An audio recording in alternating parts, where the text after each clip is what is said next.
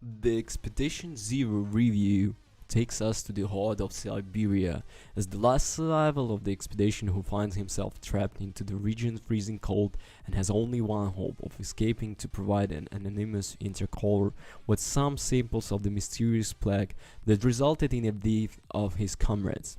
Debut title to the chess independent team Enigmatic Machines, Expedition Zero presents itself as the most traditional of the first-person survival horror, all the way between the actions of classic representatives of the genre and the passivity of the most recent interpretations. A balance that is however precarious extends to the artistic component and in the end renders the game unable to express a precise personality.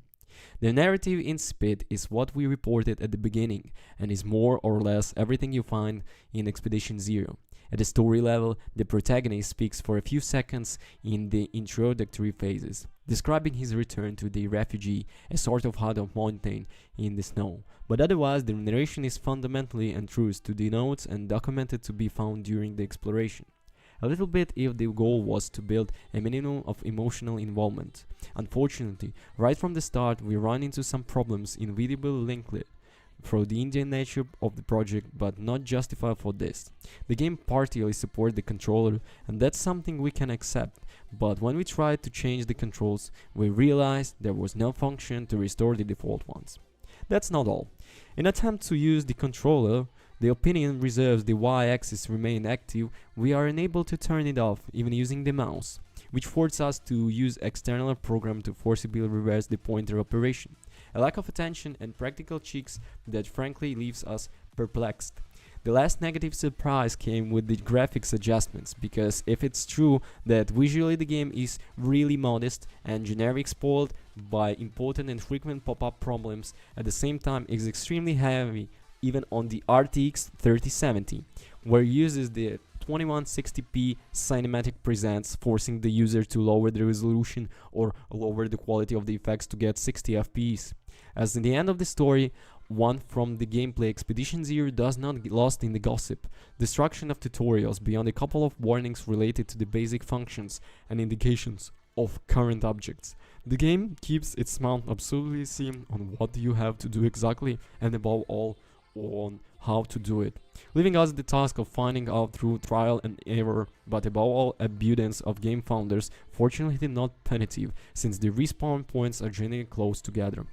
Moving from place to another on the map, via a fast travel option and armed with a shotgun, it can be said that the centerpiece of the experience is represented by a looting and crafting system, which despite counting on dedicated date and Spartan interface, after a while reveals a fair potential and the least logical threat. In fact, we will have to check the various objects that we will face in a search of metals, plastics, fabrics and electronic components useful for the creation of the new equipment. To build any tool, however, we will be required to find 3D printers, and here comes the annoying limitation. Each of them can only produce specific objects, so we will necessarily have to explore the main scenario. And wide exhausted by backtracking to be able to obtain all the game has to offer, and that will allow us to survive the pitfalls and above all the cold for longer. The latter element actually arises as the main threat to our character. A factor always limits the possibility of moving for large scratches without having a log of wood and a straw or bin to make it burn to warm us up. And reset the body temperature indicator. Some advanced devices will allow us to take advantage of the suit battery to limit the heat lost, but at the time it will be battery charge that becomes the focus of the concerns. But let's talk back to beginning. What is the own goal in Expedition Zero? Immediately after visiting a mysterious intercaller near a wall manned by snipers, which allowed the game improve some basic steel mechanics, but at the end of itself just take a couple of bullets crash, the task that awaiting us finally become clear: to collect samples of the plug and send them to this person so that a way can be found to eradicate it. Trying to complete the fear will highlight the great artistic confusion of Expedition Zero, which alternate forest areas with graves with a lot of zombies' arms sticking out of the ground.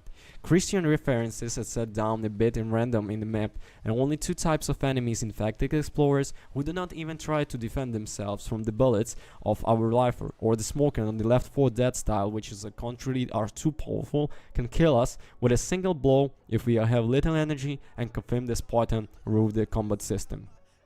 We mentioned the optimization problems on Expedition Zero earlier, and how much does the heavy cinematic presets affect the visual quality in this experience? Unfortunately little. Even in the best condition, the title of Enigmatic Machines appears strongly dated. A clearly low-budget project with a tight animation, several glitches, the aforementioned pop-up on the surface, and a generic look. If the graphics are not the best, not even the sound makes you cry a miracle. The dialogues are very few, the effects appear essential, and the verses and the enemies represent perhaps the only functional element to the atmosphere of the game, wrapped in a perennial darkness that nevertheless becomes unable to frighten, when it's realized that the pitfalls are actually few, and that is impossible to escape from the smokers by running without too many problems. So, Expedition Zero starts from interesting assumptions, but developed them in a weird way, filling extremely dated mechanics and outdated in the interface, and evidence of the technical flaws that undermine the experience from the very beginning. The only clear elements are looting, crafting, and the survival aspects, represented by indices of cold and the protagonist's body temperature. We will push us to examine the map in search devices capable of providing us greater autonomy. But to do what, in the end? The problem is precisely this: because a horror game, they immediately turns out to be poor and able to scare or engage us, except in the long and repeated crossing from area to map to the another.